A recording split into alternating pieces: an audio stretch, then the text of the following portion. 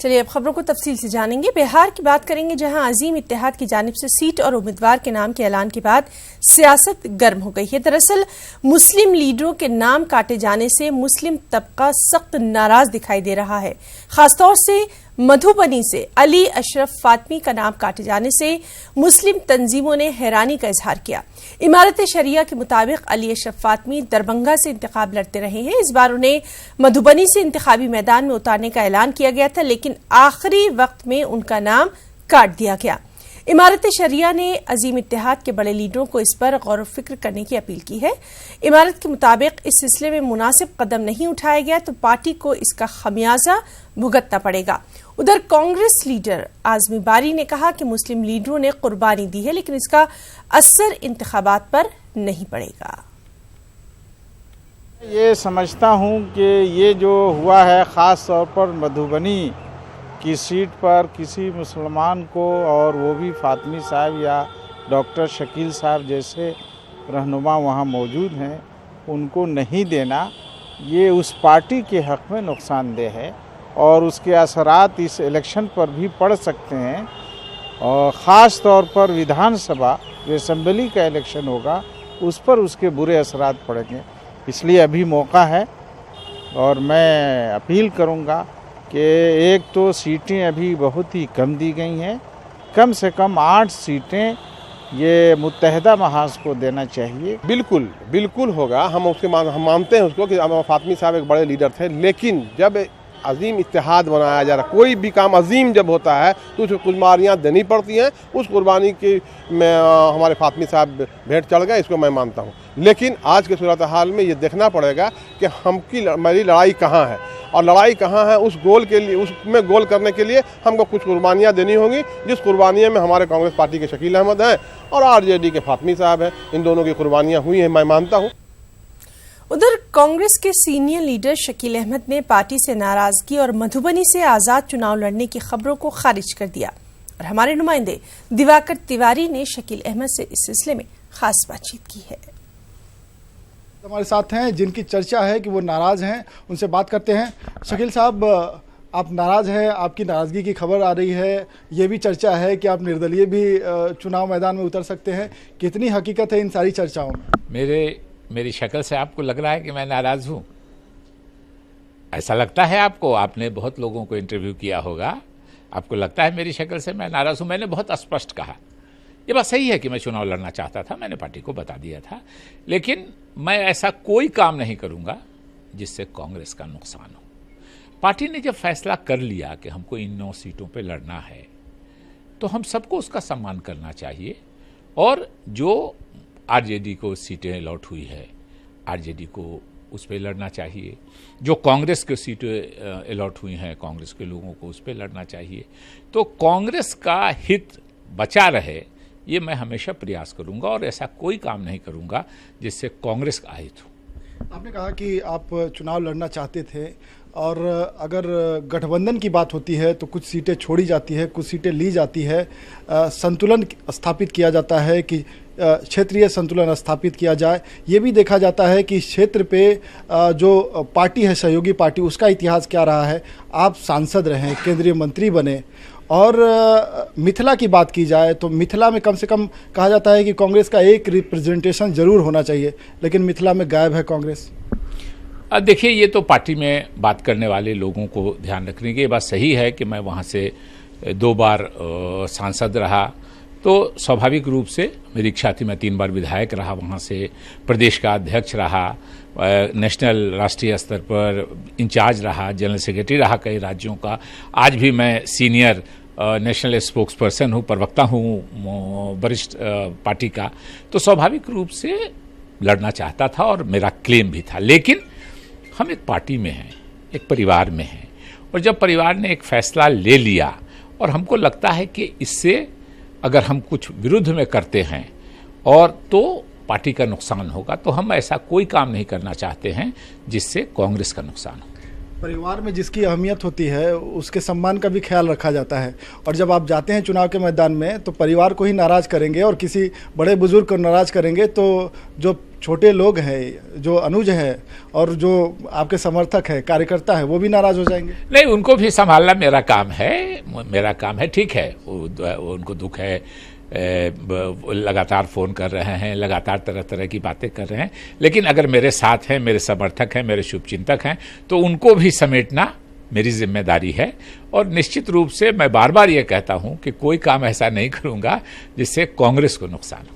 Sir, आपने कहा कि हमारे चेहरे पे कहीं कुछ नाराज़गी का भाव दिखता है। सियासतदान तो बहुत सारे भाव को छुपा ले जाते हैं और मुस्कान ऊपर होती है, तो सही में आप खुश है या अंदर में बहुत कुछ चल रहा है? नहीं, देखिए, मैं ऐसा सियासतदान नहीं हूं। जो मेरे अंदर है वही मेरे बाहर है, और मैं बार बार आपको कह रहा हूं कि ऐसा काम नहीं करूंगा जिससे कांग्रेस का नुकसान हो।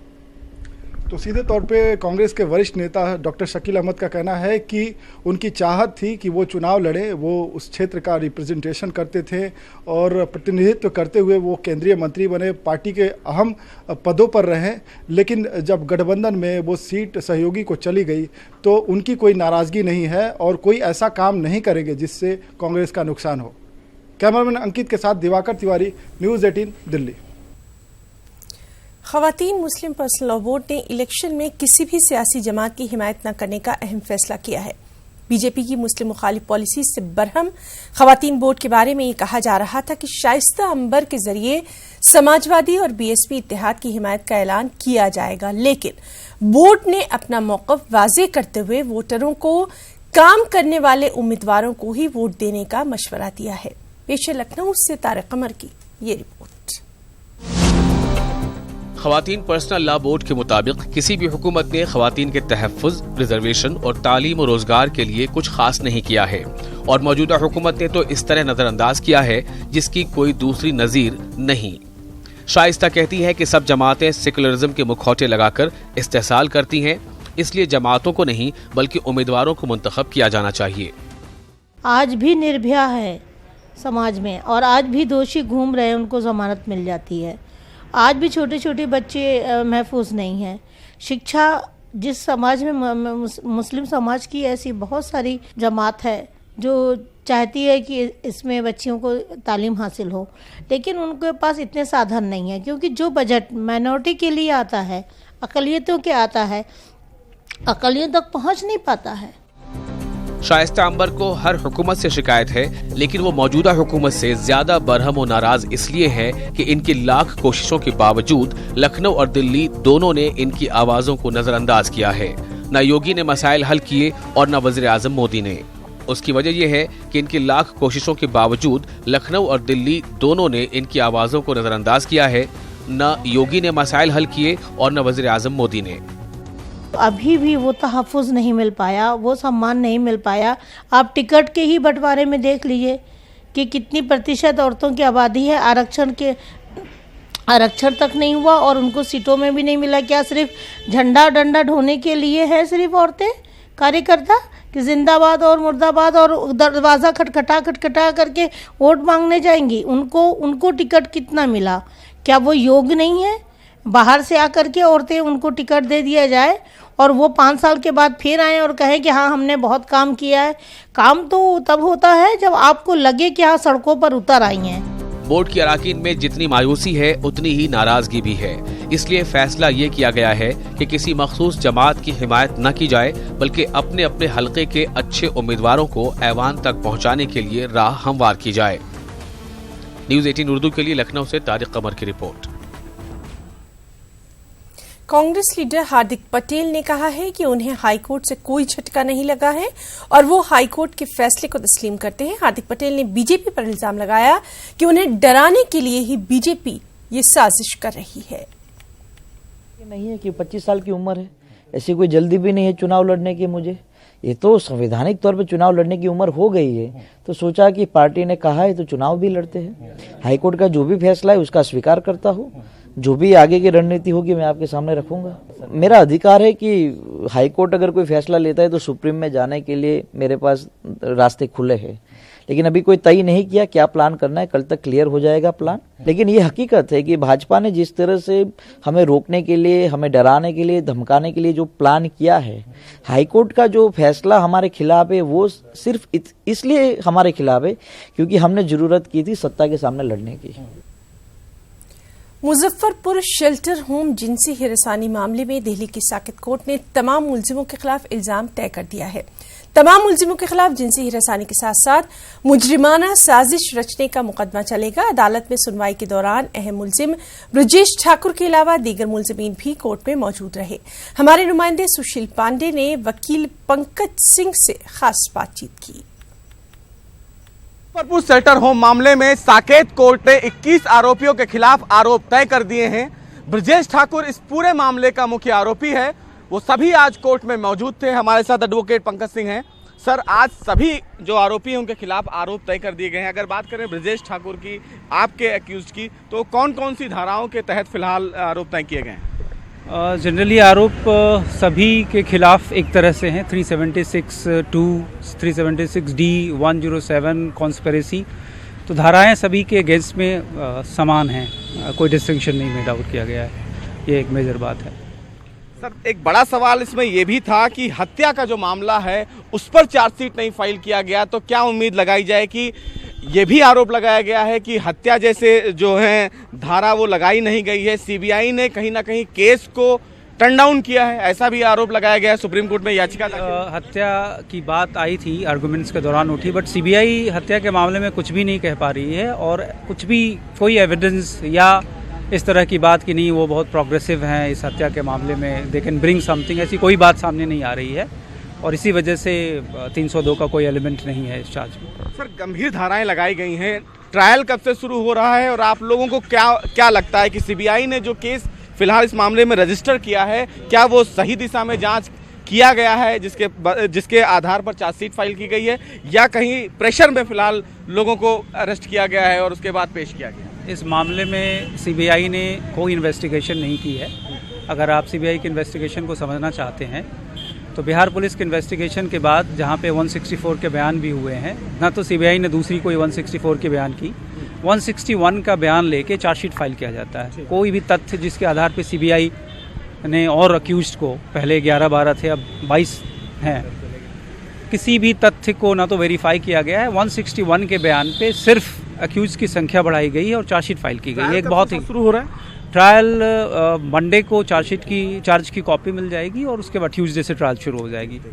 जैसा कोर्ट का मानना है कि 2-3 महीने में ट्रायल ओवर हो जाएगी। तो फिलहाल इस पूरे मामले में मुजफ्फरपुर शेल्टर होम मामले की बात करें तो फिलहाल एक कदम ये केस आगे बढ़ा है। सभी आरोपियों के खिलाफ आरोप तय कर दिए गए हैं। अब 3 अप्रैल से इस पूरे मामले में ट्रायल शुरू होगा, लेकिन एक बड़ा सवाल अभी भी वही बना हुआ है कि जिन लड़कियों की हत्या हुई है उसको लेकर सीबीआई अगली चार्जशीट कब दाखिल करेगी। लेकिन फिलहाल सभी आरोपियों के खिलाफ पॉक्सो एक्ट समेत कई धाराओं के तहत आरोप तय कर दिए गए हैं। कैमरामैन वैभव के साथ सुशील पांडे, न्यूज़ 18 दिल्ली। जेएनयू में मुल्क मुखालिफ नारेबाजी के मामले पर दिल्ली पुलिस ने अपना जवाब दाखिल कर दिया। स्पेशल सेल के डीसीपी चीफ मेट्रोपॉलिटन मजिस्ट्रेट की अदालत में हाजिर हुए। चार्जशीट दाखिल करने के मामले में अदालत ने डीसीपी को तलब किया था। दिल्ली पुलिस की जानिब से कहा गया कि दिल्ली पुलिस दिल्ली हुकूमत के राब्ते में है। मामले में देशद्रोह का मुकदमा झेल रहे कन्हैया कुमार बेगूसराय से चुनाव लड़ रहे हैं। हालांकि आम आदमी पार्टी उन्हें समर्थन तो नहीं दे रही है, लेकिन कानूनी रूप से उन्हें समर्थन जेएनयू के देशद्रोह के मामले में जरूर मिल रहा है, क्योंकि चार्जशीट फाइल करने के मामले में दिल्ली पुलिस को फिलहाल सैंक्शन नहीं मिला है और दिल्ली पुलिस ने आज कोर्ट में हाई कोर्ट और सुप्रीम कोर्ट के फैसले का उदाहरण देते हुए कहा है कि चार्जशीट फाइल करने के लिए सैंक्शन की ज़रूरत नहीं है। हालांकि इस पूरे दलीलों को सुनने के बाद कोर्ट संतुष्ट दिखा। प्रथम दृष्टया में कोर्ट ने यह कहा कि वो फिलहाल पुलिस के इस जवाब से संतुष्ट हैं और अब कोर्ट दिल्ली सरकार से जवाब तलब करेगी। तो अब देखना यह है कि जेएनयू देशद्रोह के मामले में कन्हैया कुमार के खिलाफ जो फिलहाल देशद्रोह का मामला लगाया गया है, उस मामले में अब दिल्ली सरकार अपना क्या कुछ जवाब कोर्ट में दाखिल करती है। कैमरामैन बैबो के साथ सुशील पांडे, न्यूज 18 दिल्ली।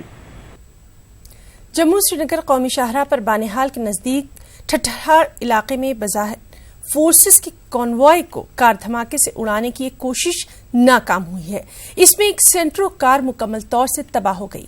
धमाके की वजह से शाहराह पर गाड़ियों की आमदोरफ्त कम से कम 5 घंटों तक मुअत्तल रही। पुलिस और फौजी हुकाम ने इस बारे में कोई भी बात करने से इनकार कर दिया। वादी कश्मीर से जम्मू की तरफ आने वाली एक कार फोर्सेस के काफिले के बीच एक धमाके के साथ तबाह हुई और वहां से गुजर रही एक सीआरपीएफ की बस को पीछे से मामूली नुकसान हुआ। ताहम इस धमाके से किसी किस्म का कोई जानी नुकसान नहीं हुआ। धमाके में इस्तेमाल हुई कार के सवारों का कोई पता नहीं चल पाया है और पुलिस और फोर्सेस ने फरार हुए अफराद को पकड़ने के लिए एक बड़ा सर्च ऑपरेशन जारी रखा हुआ है। यहाँ हमने कुछ और ही देखने को मिला। वो मतलब सिलेंडर धमाका नहीं था, उसमें मतलब आईडी धमाका था। तो जैसे हमने गाड़ी जलती देखी तो हम तो अपने रेस्क्यू करने यहाँ पूरी रेड क्रॉस की टीम सुबह से यहाँ पे लगी हुई है। तो मतलब गाड़ी वहाँ जल रही थी उस वक्त। और करू पे जो है इस तरह गाड़ी में 2 सिलेंडर है, धमाका होता है। उसमें जो यहाँ की एनजीओ है वो जब क्योंकि वो रेस्क्यू में जाते हैं, उन्होंने यहाँ पर देखा कि यूरिया की जो खाद है और कुछ कांच के जो टुकड़े हैं उसमें उनको वो देखने को मिले। यहाँ बानिहाल के अंदर हम अमन के खड़ा हैं और यहाँ आप देख रहे हैं कि जो ही यहाँ पर आज सुबह धमाका हुआ, स्कूली बच्चों के अंदर जो है खौफ और माहौल देखने को मिला। जो पैसेंजर सुबह श्रीनगर से 6 बजे या 7 बजे निकले। राहुल गांधी की न्याय स्कीम अभी अमल में भी नहीं आ पाई है, लेकिन इस स्कीम से इस्तेफादा करने वाले अभी से पैदा हो गए हैं। बीवी को मुआवजा देने के लिए एक शख्स ने कोर्ट में अर्जी दी है कि जैसे ही उसे 12,000 रुपए मिलने शुरू हो जाएंगे वो मुआवजा देना शुरू कर देगा। दरअसल बीवी को मुआवजा देने का मामला अदालत पहुंचा था। राहुल गांधी भारतीय राष्ट्रीय कांग्रेस के अध्यक्ष है। उन्होंने एक अपने घोषणा पत्र में बेरोजगार व्यक्ति को 6,000 रुपये भत्ता देने की घोषणा की। तो वो अपने 6,000 में से माननीय न्यायालय से आवेदन प्रस्तुत किया है कि जो उसको 6,000 रुपये मिलेगा वो डायरेक्ट 4,500 रुपये प्रति प्रार्थी खाते में ट्रांसफर कर दिया जाए, ऐसा आदेश पारित किया जाए। सर, तो कोर्ट ने किस तरह से सुना और फिर कितनी तारीख इसकी बढ़ा दी गई? कोर्ट में आवेदन दिया था। कोर्ट ने उसको विचार के लिए जो पूर्व से जो पेशी दिनांक रखी थी वो रिकॉर्ड पर लेते हुए पूर्व पेशी दिनांक के लिए रख लिया उसको। आंध्र प्रदेश हाईकोर्ट ने सनसनीखेज फैसला सुनाया। अदालत ने वाईएस विवेकानंदा रेड्डी के कत्ल पर बात न करने का हुक्म दे दिया। वाज़ेह रहे कि आंध्र प्रदेश में वाईएसआर कांग्रेस पार्टी लीडर और साबिक वजीर वाईएस विवेकानंदा रेड्डी की मुश्तबा मौत इंतखाबात का मौजू बनकर रह गई है। हाईकोर्ट ने तमाम सियासी लीडरों को हुक्म दिया है कि वो 15 अप्रैल तक वाईएस विवेकानंदा रेड्डी की मौत पर कोई भी बात न करें। इस जिम्न में हलफनामे दाखिल करने का हाईकोर्ट ने हुक्म दिया है। हाईकोर्ट ने केस की जांच कर रही एसआईटी को अपना काम जारी रखने को कहा है कि इसकी जांच से मुतालिक कोई भी बात न करने का पुलिस को अदालत ने हिदायत दी है। विवेकानंदा रेड्डी की मुश्तबा मौत का केस सीबीआई के हवाले करने की अपीलों पर समाअत मुकम्मल हो गई है। मामले पर आइंदा समाअत अब 15 अप्रैल को होगी। औरंगाबाद के मौजूदा रुकन पार्लियामेंट और 7वीं लोकसभा इंतखाबात के लिए एक मरतबा फिर मैदान में उतरे शिवसेना बीजेपी के मुश्तरका उम्मीदवार चंद्रकांत खेरे ने एक रैली की शक्ल में क्रांति चौक से निकलकर जिला कलेक्टर ऑफिस में पर्चा नामजदगी दाखिल किया। इस मौके पर शिवसेना लीडर आदित्य ठाकरे ने खास तौर पर शिरकत की। उम्मीदवारी फॉर्म दाखिल करने के बाद चंद्रकांत खेरे ने दावा किया कि शिवसेना बीजेपी इत्तेहाद पूरी रियासत में 48 सीटों पर कामयाबी हासिल करेगा। शिवसेना प्रमुख माननीय बाला साहब ठाकरे जी के आशीर्वाद से शिवसेना पक्ष में माननीय उद्धव जी ठाकरे इनके नेतृत्व में और माननीय आदित्य जी के मार्गदर्शन के अनुसार उसी तरह से माननीय प्रधानमंत्री नरेंद्र मोदी जी, माननीय अमित शाह जी, माननीय देवेंद्र फडणवीस जी, इनके माध्यम से हम लोग शिवसेना बीजेपी अलायंस का ये आज का संभाजीनगर का गढ़ जीतने के लिए आज ही फॉर्म भर दिया। शहर गुलसिता बेंगलुरु में दरगाह हजरत जमाल शाह कादरी और हजरत हयात शाह कादरी रहमतुल्लाह अलैह का उर्स इंतहाई अकीदत के साथ मनाया जा रहा है। उर्स की तकरीबात का आगाज जुलूसे संदलमाली से हुआ। हर साल की तरह इस बार भी शिवाजी नगर के ताजिर नसीर अहमद के घर से संदल का जुलूस बरामद हुआ। इस मौके पर इस्लामी निशानियों, तहजीब और सकाफत पर मबनी खूबसूरत झांकियां भी निकाली गई। हर साल उर्स की तकरीबात और अकीदतमंदों की तादाद में इजाफा ही देखा जा रहा है। न सिर्फ मुसलमान बल्कि हिंदू, सिख और ईसाई भी इस आस्ताने पर बड़ी तादाद में हाजिरी देने आते हैं।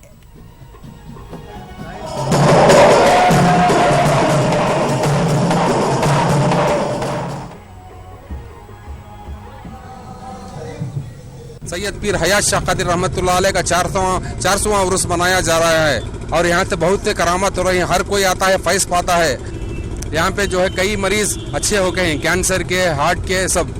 बड़ी खुशी का मकाम है कि साल में एक बार हम शहरियान बेंगलुरु को ये अजीमुशान मौका मिलता है कि हम हज़रत पीर से जमाल शाह कादरी रहमतुल्लाह अलैह व हयात शाह कादरी रहमतुल्लाह अलैह का संदल उर्स आला से आला पैमाने पर मनाएं। और हमारी ये खुशनसीबी है कि ये खिदमत हमारे हिस्से आई और ये आलिशान प्रोग्राम हम इनकाद करने में कामयाब रहे। कि दरवाज़ा सेंटर रोड में से निकले, जो दरवाज़ा बाजू से है, अभी ये बाबा की प्रॉपर्टी है, हम चाहते हैं कि यहाँ से निकले और इसी बिल्डिंग से हम गरीबों की मदद करना चाहते हैं। पटना के हज भवन में आरजेडी, एमपी और कटिहार मेडिकल कॉलेज के बानी अशफाक करीम की अहलिया नुज़हत तसरीन के जनाजे की नमाज अदा की गई। जनाजे की नमाज में मुस्लिम तंजीमों के रहनुमाओं के साथ बड़ी तादाद में सियासी और समाजी कारकुनों ने शिरकत की। वाज़ेह रहे कि नुज़हत नसरीन का कल दिल्ली में इंतकाल हो गया था। जनाजे की नमाज के बाद उन्हें पटना एयरपोर्ट के कब्रिस्तान में दफन किया गया।